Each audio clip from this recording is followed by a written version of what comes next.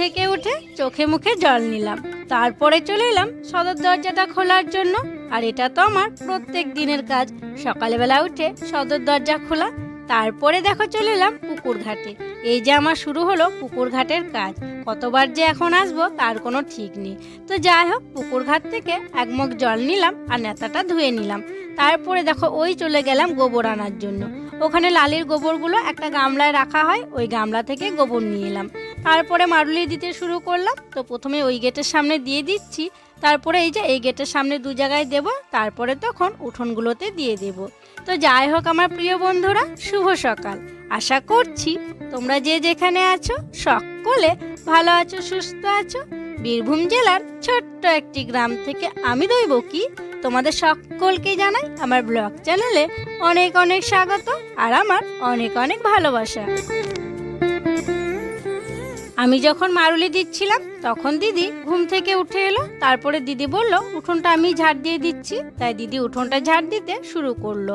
আর আমি ঘরে চলে এসেছি। ঘরে এসে দেখো ঘরগুলো আগে ঝাড়ু দিয়ে নিয়েছি, তারপরে এখন 4টে ঘর মোছার পর বারান্দাটাকে মুছে নিচ্ছি।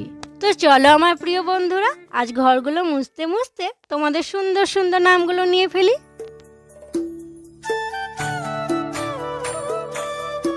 প্রথম নামটি হচ্ছে রিয়া বোনের। বোন লিখেছে, তোমার ভিডিও দেখতে আমার আর আমার মায়ের খুব ভালো লাগে, তুমি যে এত কাজ করো আমরা পুরো অবাক হয়ে যাই। তোমার ভিডিওতে আমার নামটি আর আমার মায়ের নামটি নিও। আমার নাম রিয়া, মায়ের নাম নীলিমা। এই যে রিয়া বোন তোমার নামটি নিয়ে নিলাম, আর নীলিমা কাকিমা আপনার নামটিও নিয়ে নিলাম। আপনারা দুজনে খুব খুব ভালো থাকবেন। তারপরের নামটি হচ্ছে বর্ধমান জেলা থেকে দিয়া বোনের। বোন লিখেছে, তোমার ভিডিও দেখতে খুব ভালো লাগে, তোমার ভিডিওতে আমার ছেলের নামটি নিও। ছেলের নাম অঙ্কন।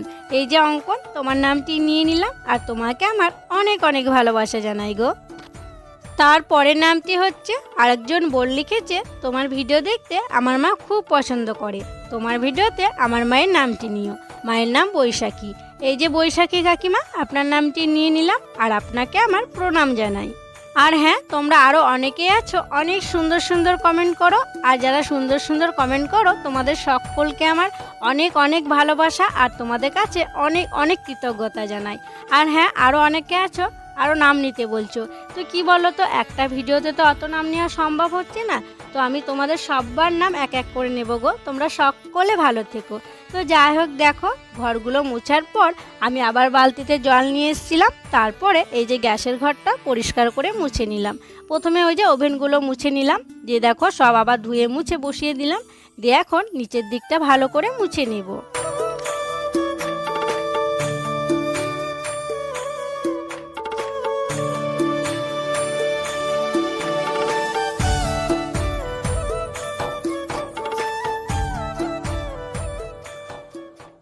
সকালে সমস্ত কাজ সেরে স্নান করে চলে এসেছি। আর স্নান করে এসে দেখো সবাই একসাথে মুড়ি খেতে বসে পড়েছি।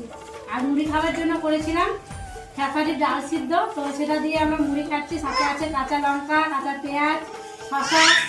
ওই হয়তো আনন্দ দেখো। আর ওকে একটা দুটো করে মুড়ি মুখে ভরে দিচ্ছি। আর ওর খাবার হচ্ছে, ওর মা স্নান করে এসে ওর জন্য খাবার বসিয়ে দিয়েছে, সব রকম সবজি দিয়ে। আর কি খিচুড়ি হবে, স্যুপ হবে আর কি, ওটা খাবে ও নাকি বাবু? হ্যাঁ, তো চলো এখন আমরা মুড়ি খেয়ে নিই, আর দিয়ে তখন রান্না বান্নার ব্যবস্থা করবো নাকি। হ্যাঁ,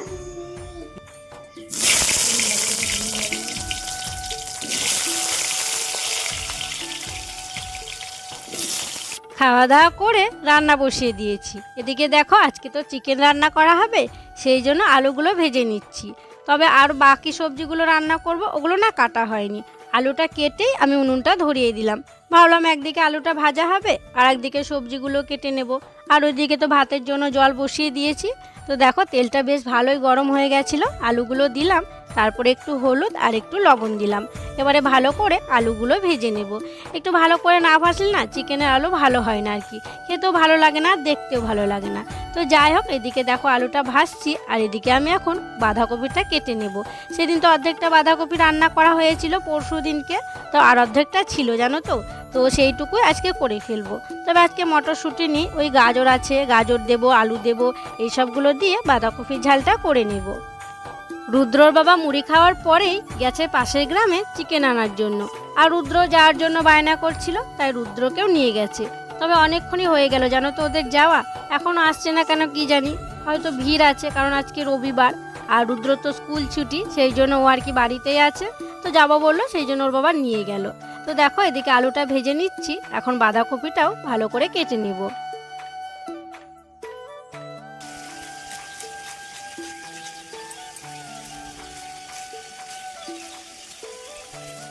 রান্না বান্না করতে আজকে একটু দেরি হলো গো বন্ধুরা, কারণ রুদ্র বাবাকে সে সকাল থেকে বলছি যে চিকেন আনবে তো তাড়াতাড়ি যাও, সকাল সকাল গিয়ে নিয়ে এসো। ও একটু বেলা করেই গেল, দুই ভাইয়ে বসে গল্প করছিল, অনেকদিন পর দুই ভাই এক জায়গা হয়েছে, দেরি করে গেল। আবার ওখানে গিয়ে অনেক ভিড়, যে দেখো না কত দেরি করে এলো। এদিকে আমার রান্না বান্না হয়ে গেছে বলতে বেশি কিছু রান্না করিনি আজকে। চিকেন হলে জানো তো কেউ বেশি কিছু খেতে চায় না, হাবি দিবি আর কি। তো সেই জন্য বাঁধাকপি ঝাল করেছি আর একটা টক করলাম, এই যে টকটা হয়ে এসছে, নামাবো এবার। আলু বড়ি মাছ দিয়ে করলাম, কালকে মাছ ভেজে রাখা ছিল ওগুলো দিয়েছি। আর এমনিতে দেরি আরও কিছুর জন্য জানো, দিদি নেই, একা হাতেই সবটা করতে হচ্ছে আমাকে। ওই ভাগ নিয়ে রাখি, নাচের প্রোগ্রাম আছে, এমনিতে রবিবারে নাচের ক্লাস থাকে, তো প্রোগ্রাম হবে কবে নাকি, সেই জন্য গার্জেনকে যেতে বলেছে, তো দিদি গেছে, সেই জন্য সকাল থেকে একা হাতেই করতে হচ্ছে। আর চিকেন হলে একটু ঝামেলা বেশি থাকে রান্না বান্নার, কারণ ওই যে মশলা বাটো বেশি করে সব কিছু করো, তো একটু এই জন্যই আর কি দেরি হলো। তো যাই হোক চলো এগুলো কেটে নিই, তারপরে চিকেনটা রান্না করবো। আমি বাকি সমস্ত রান্না করে নিয়েছি। আর যা আমার এই ছোট যা নিজে থেকে বললো যে ও চিকেন রান্না করে সবাইকে খাওয়াবে, নতুন যা আমাদের চিকেন রান্না করে খাওয়াবে। নতুন যা বলতে যে আমাদের বাড়ি আগে এসছে, তবে রান্না বান্না করে কোনোদিন খাওয়াইনি। ও যখন থেকে শুনেছে চিকেন রান্না হবে তখন থেকে বলছে দিদি ভাই আজকে আমি আমার মতো করে রান্না করে তোমাদের সকলকে খাওয়াবো, একদম কাঠের জালে রান্না করবো। আর ওরা তো কাঠের জালে রান্না করে না, ওই গ্যাসে রান্না করে, বলছে কাঠের জালে রান্না করে আমি একদম অন্য স্টাইলে রান্না করবো, করে তোমাদের সবাইকে খাওয়াবো। তো সেই জন্য ওই দেখো রান্না করছে অন্যরকম করে, আমি যেরকমভাবে করি সেরকমভাবে করছে না।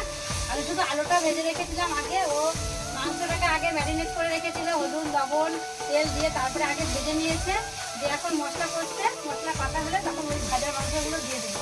সেইভাবেই ও রান্না করছে। তো খেয়ে দেখবো যা আজকে কেমন রান্না করছে। সবাই খাবে, শুধু আমি খাবো না, বাড়ির সবাই খাবে না। হ্যাঁ শুধু আমি খাবো না তাই বলছি না, মানে শুধু আমি খাবো তা না, সবাই খাবে, আমিও খাবো। ও ভাবছে যে আমি খাবো না সবাই খাবে। তো যাই হোক চলো মাংসটা এখন রান্না করি আমরা দুজনে, আর আমি জাল দিচ্ছি বসে বসে। চিকেন ওদিকে কষানো কমপ্লিট, আর আমি দেখো কড়াইয়ে বসিয়েছিলাম গ্যাসে গরম জল। ও বললো গরম জল দিয়ে চিকেন রান্না করবে, তো এখন গরম জলটা দিয়ে দেবো। সব দেবো তো, দেখো একটু দিই নাকি, ধোয়া হচ্ছে নাকি তো, কালারটা খুব সুন্দর হয়েছে। রান্না বান্না হয়ে যাওয়ার পর উনুন সালে নেতা দিয়ে হাঁড়ি কড়াইগুলো মেজে নিয়েছিলাম। তারপরে দেখো এদিকে সবাইকে খেতে দিয়ে দিয়েছি। অবশ্য আগে সবার খাওয়া হয়ে গেছে, বাবার মায়ের রুদ্রর ভাগ্নির, তারপরে ওই যে দেওরটা সবার খাওয়া হয়ে গেছে। তারপরে আমরা সবাই খেতে বসেছি। আর আজকে তো যা মাংসটা রান্না করেছে, মাংসটা যেন তো খুব সুন্দর রান্না হয়েছে। ওই যে আমরা খাচ্ছিলাম আর ওর কি ওই কথাটাই বলছিলাম যে চিকেনটা রান্না খুব ভালো হয়েছে। আর এদিকে দেখো মায়ের খাওয়াই 5 মিনিট হলো, তারপরে বাবা মাকে ওষুধ দিল, কারণ মায়ের তো খাওয়ার পর আর কি ওষুধ আছে, তাই ওষুধটা মা খেয়ে নিল। এবার মা ঘরে যাবে, একটু বসবে, তারপরে তখন একটু শোবে।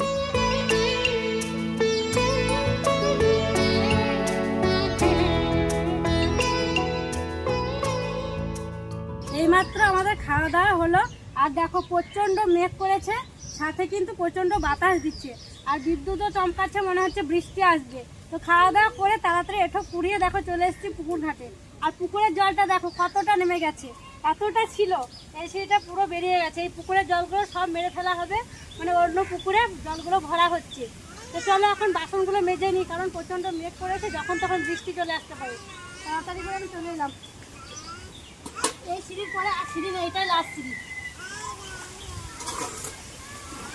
আরেকটু দাঁড়াও, আরেকটু দাঁড়াও, আরেকটু দাঁড়াও, বাসন তো দিয়ে।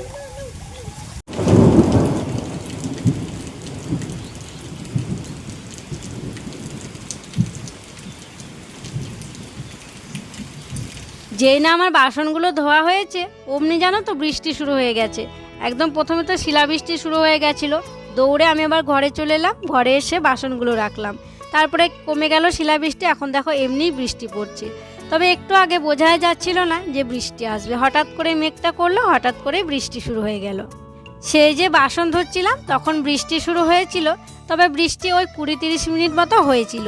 প্রথমে একটু ভালোই পড়ছিল, তারপরে ওই টিপটাপ টিপটাপ করে পড়ছিল।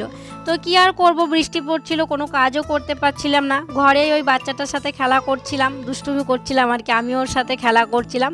আর এখন বেজে গেছে বিকেল 4:30। তো উঠোনগুলো তো তেমনভাবে ঝাড় দেওয়াই হলো না গো, কারণ ওই যে একদিকটায় সর্ষে আছে, আবার ওই যে ঝিরঝির ঝিরঝির বৃষ্টি হয়েছে, সেই জন্য পুরো উঠোন একদম কাদা। পা দিচ্ছি কিনা পা স্লিপ করছে, পা ঢুকে যাচ্ছে, সেই জন্য ওপরগুলো ওই যে ঢালাই করা আছে ওই দিকটা ঝাড় দিলাম, দিয়ে এখন রাস্তার দিকগুলো ঝাড় দিয়ে নিচ্ছি, কারণ এগুলো দেওয়া যাবে। ওপরটা ঢালাই, আবার নিচের দিকটা বালি বালি আর কি, কাদা নেই। আর এদিকে দেখো ননদও ঝাড় দিচ্ছে, দুজনেই আমরা আর কি ঝাড় দিয়ে নিচ্ছি। তো ওই দিকটা ওরা দেয় আর এই দিকটা আমরা দিই। তো এভাবেই কিন্তু আমরা পরিষ্কার পরিচ্ছন্ন রাখি, এই পুকুর পাড়টা, কলতলা এসবগুলো পরিষ্কার রাখি। তো যাই হোক দেখো অনেকগুলো কিন্তু পাতা পড়ে আছে, সব পাতাগুলো আমি ঝেঁটিয়ে জড়ো করে ওই যে ওখানটায় রেখে দেবো।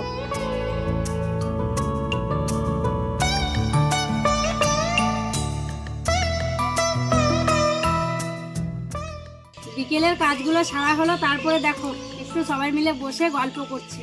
একটু পরিষ্কার হলাম, ফ্রেশ হলাম, মানে তেল জল মাখলাম, তারপরে চুল টুল আঁচড়ালাম, দিয়ে এখন গল্প করছি। আর আজকে তো বৃষ্টি হলো, সেই জন্য কাদা কাদা হয়ে আছে, মাঠ দিয়েও গেলাম না। আর একটু ঠান্ডা ঠান্ডা আবহাওয়া লাগছে, ঠান্ডা লাগছে, দেখো গায়ে ঢাকা নিয়ে নিয়েছি। আর দুদিন বিকেলবেলা গরম লাগছে।